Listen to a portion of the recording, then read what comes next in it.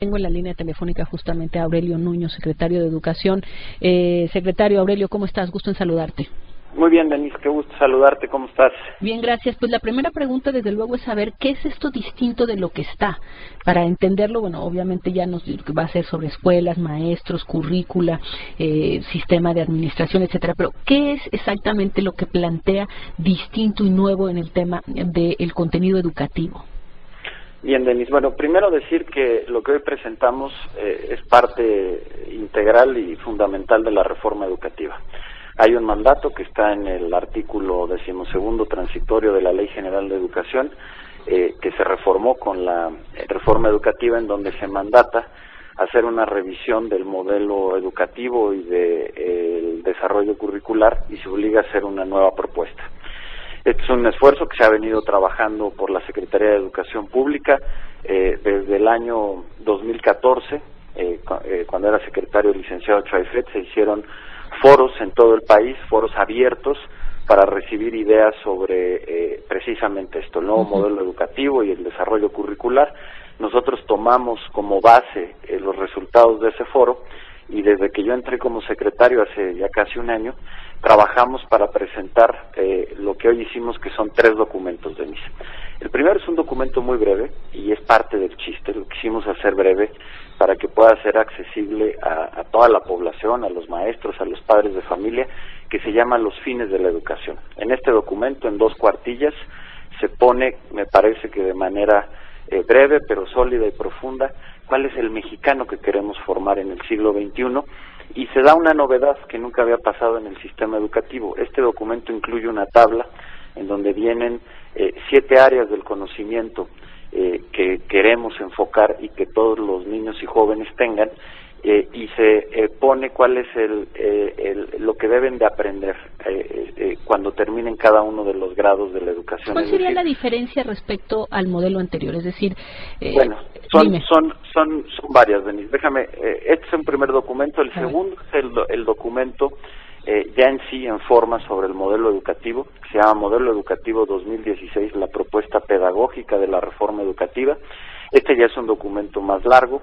Es un documento de política pública, tiene cerca de 90 cuartillas y está dividido en 5 ejes. El primero, la escuela al centro, y toda la nueva organización que proponemos como modelo pedagógico, es decir, una mayor autonomía de gestión para las escuelas, quitar carga burocrática, el acompañamiento, que es fundamental, pedagógico a las escuelas, el fortalecimiento de los consejos técnicos escolares, que es donde el director se reúne con los maestros. Entonces ahí hay una propuesta de cómo organizar pedagógicamente a las escuelas. ¿Qué es distinto con lo que había antes? La organización de las escuelas, Denise, era muy vertical, no se permitía que hubiera ciertos niveles de autonomía de gestión, que las escuelas participaran, pudieran adaptar los planes y programas, y por supuesto tampoco existió una estructura de acompañamiento pedagógico, que es lo que mandata la reforma y estamos proponiendo aquí. ¿Hay alguna diferencia, perdóname, nada más porque me pareció interesante lo que dijiste, esto de los mexicanos que queremos formar? ¿Hay una diferencia en el mexicano que quiere formar este modelo educativo 2016 respecto al mexicano, no sé si ni siquiera estaba definido, del modelo anterior? Sí, por supuesto. ¿Y cuál es? Bueno, en primer lugar tiene que ver, y este es un punto central, y tiene que ver con el segundo eje del modelo, que es ya la propuesta de los contenidos y del tipo de pedagogía que se va a enseñar a partir de ahora. Y el cambio central es pasar de un modelo que estaba construido y hecho para simplemente transmitir conocimiento y memorización de los niños, y pasar a lo que se llama aprender a aprender. Es decir, aquí ahora nos vamos a enfocar más allá de los conocimientos que se deben de tener, pero vamos a cambiar la lógica de simplemente acumular conocimientos y memorizarlos, para que se pase a un proceso pedagógico en donde lo que el niño y el joven aprenda es precisamente esto, cómo aprende a aprender, cómo aprende a discernir, cómo aprende a discriminar entre información que es relevante y no, y me parece que ese es un cambio fundamental en la estructura pedagógica, que requiere cambios en la organización de la escuela, cambios en los contenidos educativos. Ahora te diría, estamos proponiendo 3 áreas centrales para los contenidos educativos. El primero tiene que ver con los conocimientos relevantes que se dividen en 3 áreas. El primero es lenguaje y comunicación, que tiene una gran concentración en poder aprender bien el español, es decir, saber redactar bien, saber leer bien, conocer bien el lenguaje, tener amplitud de vocabulario y que hay un dominio perfecto del español. También hay un componente muy importante de valorar otras lenguas maternas que tenemos en nuestro país, y un componente fundamental es la carga que le estamos dando al inglés, para que poco a poco el inglés se convierta en una segunda o en una tercera lengua que sea dominada también para los jóvenes, y que en un periodo de las próximas 2 décadas todos los mexicanos tengan un buen dominio del inglés. El segundo tiene que ver con una concentración en el pensamiento lógico y matemático, que le estamos dando un peso muy importante, y finalmente el tercero tiene que ver con las áreas de conocimiento del mundo social y natural, en donde vamos a tener también una carga importante de educación cívica y ética. Ese es el primer eje. El segundo eje tiene que ver que esto es una novedad absoluta, incluir en la propuesta curricular lo que se llama las habilidades socioemocionales. Hoy, gracias a los avances de la pedagogía, de la psicología, sabemos que las habilidades socioemocionales no es algo que nada más se tenga por nacimiento o que se desarrolle en la casa, sino que es algo que también se puede aprender. ¿Qué es una habilidad socioemocional, Aurelio? Tiene que ver, primero, con que el estudiante se conozca a sí mismo. Segundo, que aprenda a trabajar en equipo, que aprenda a relacionarse de una manera efectiva con los demás, que tenga seguridad en sí mismo, que sepa hablar en público. Es decir, esas habilidades socioemocionales que son fundamentales para poder convivir mejor en sociedad, que son fundamentales para desarrollarse mejor, para poder trabajar mejor, saber trabajar en equipo, ser colaborativo, reitero, tener seguridad en sí mismo. Es toda una nueva área del conocimiento que hoy sabemos, Denise, porque antes se pensaba que esto era casi como nato, ¿no? Hay gente que tiene habilidades exactamente, y efectivamente hay quien tiene más facilidad, como también hay quien tiene más facilidad para las matemáticas que otros, pero aquí lo fundamental es que partimos del principio que es algo que se puede aprender, y que así como aprendemos español o matemáticas, también se puede aprender y desarrollar habilidades socioemocionales que se vuelven fundamentales para la vida, y que además está comprobado que si se tienen buenas habilidades socioemocionales, también el aprovechamiento académico sube. Entonces, esto se incluye ahora en el currículum, esto es una novedad absoluta. Y la segunda novedad, que es el tercer eje, Denise, o la novedad más importante... Te pido un favor, Aurelio, sí, claro. Ahorita platicamos del tercer eje, hay más cosas que platicar, me gustaría que terminaras de comentarnos sobre esto y algunas preguntas que te queremos hacer, pero tengo que hacer una pausa. Aurelio, ¿te quedas con nosotros? Encantado. Denise. Gracias, vamos a una pausa, regresamos, estamos platicando con Aurelio Nuño, ya volvemos. Estamos platicando con Aurelio Nuño, secretario de Educación, nos estaba contando del nuevo modelo educativo. Es una propuesta importantísima, lo digo de verdad, Aurelio, una cuestión fundamental para el país, que además se esperaba. Era muy criticado el tema de que la reforma educativa hasta el momento solo abordaba el asunto laboral, cómo se evaluaba a los maestros, e incluso cómo se les sancionaba si no iban a trabajar tantos días, se les quitaba el salario, en fin, se había concentrado todo el tema de la reforma educativa en ese tema. Hay ahora una presentación de este tema con además una propuesta de abrirse a una serie de consultas. Sin embargo, te tengo que hacer una pregunta que creo que de todos modos es relevante, que es, haces y presentas esta propuesta en un momento donde la capacidad de interlocución del secretario de Educación está cuestionada por el manejo de que se te atribuye y que en realidad tú has hecho de la crisis de la CENTE. ¿Cómo puede un secretario que está siendo cuestionado por una parte del magisterio, pero que además, digamos, se le ha considerado como que se le salió de las manos el tema, encabezar lo que parece una cuestión fundacional, que es poner las bases de la nueva educación en México? Bueno, Denise, mira, y ahorita si quieres regresamos a lo que nos faltaba de la propuesta, porque es muy importante. Decirte en primer lugar que este es un proceso, como lo anunciamos hoy, vamos a tener muchos foros de consulta con diversos actores que están relacionados con la educación. Es decir, esta es una propuesta, como tú dices, para la parte pedagógica y en la manera en cómo se articula a partir de la reforma, la nueva organización del sistema educativo fundacional. Y que es una parte central, y yo te diría es en muchos aspectos el corazón de la reforma educativa, y que ya junto con todos sus elementos nos permite tener un cambio o empezar a construir un cambio radical en el sistema educativo para ponerlo como debe ser un sistema de calidad hacia el siglo XXI. Entonces aquí vamos a tener una interlocución con muchísimos actores. Vamos a tener iniciamos los foros de consulta la próxima semana con una Conagua educativa. Van a venir aquí a la SEP, los he invitado a los gobernadores y a los secretarios de educación.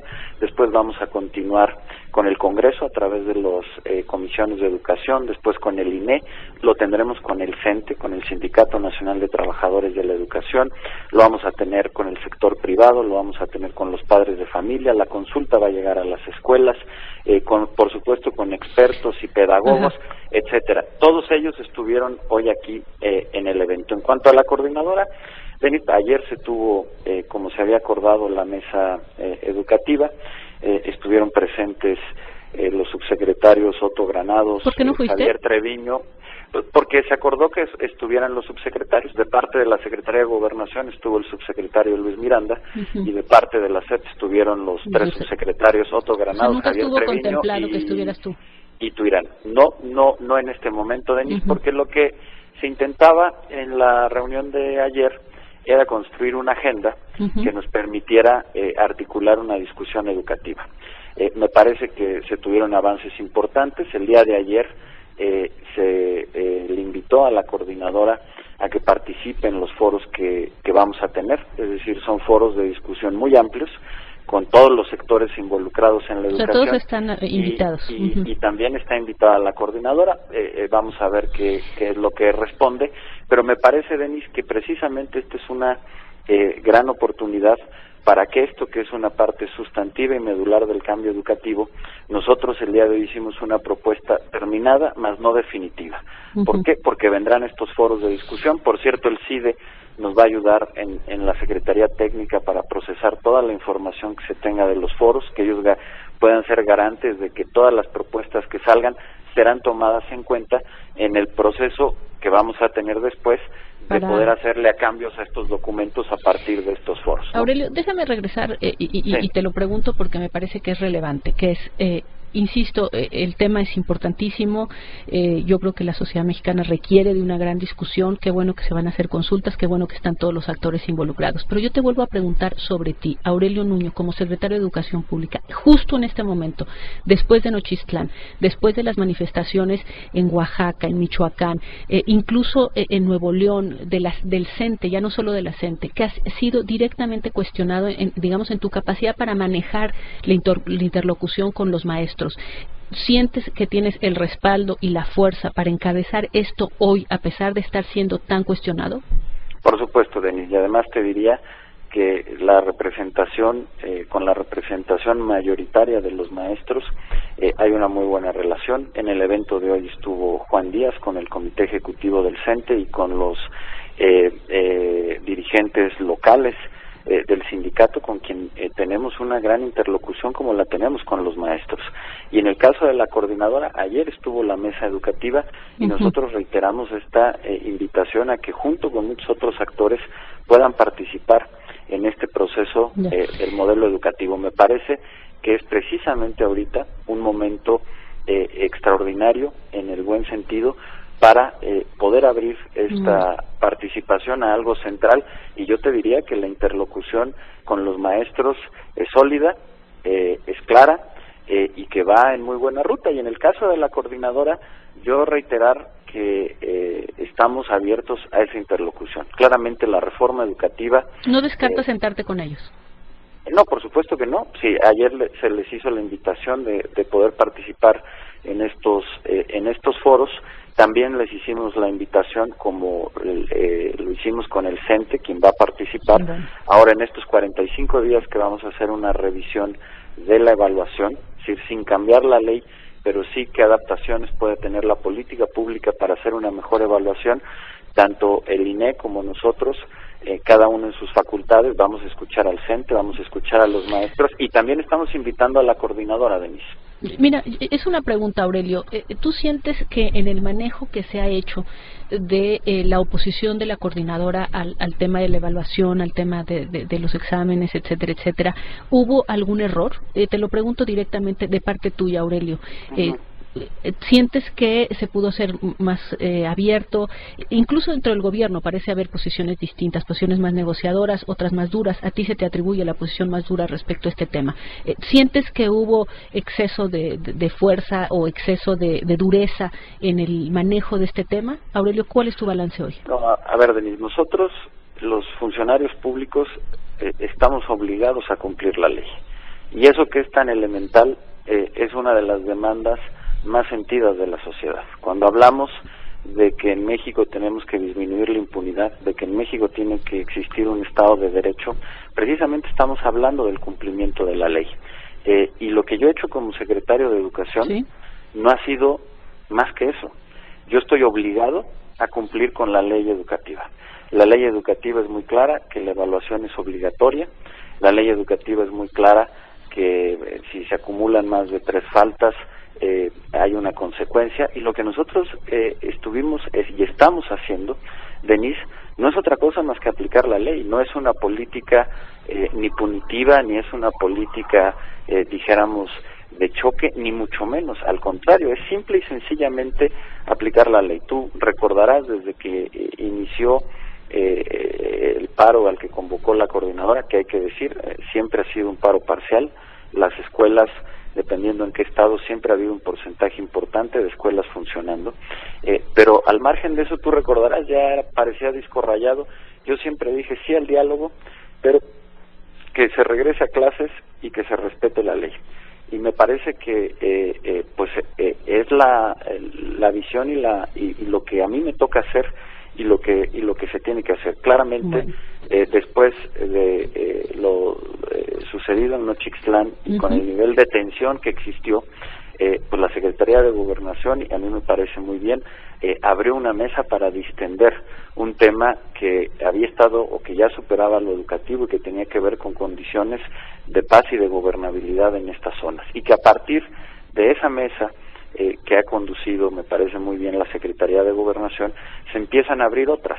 Una es la educativa, que tuvimos ayer la primera reunión, y que ahí lo que estamos ofreciendo es esto, Denise. Nosotros no podemos, y además no estamos de acuerdo, ni en que se derogue la reforma educativa, ni en que haya cambios a la legislación. Nos parece que la reforma tiene que estar funcionando, y una vez que esté funcionando plenamente y pase un tiempo, es cuando es prudente tener una evaluación si es necesario cambiar la legislación o no.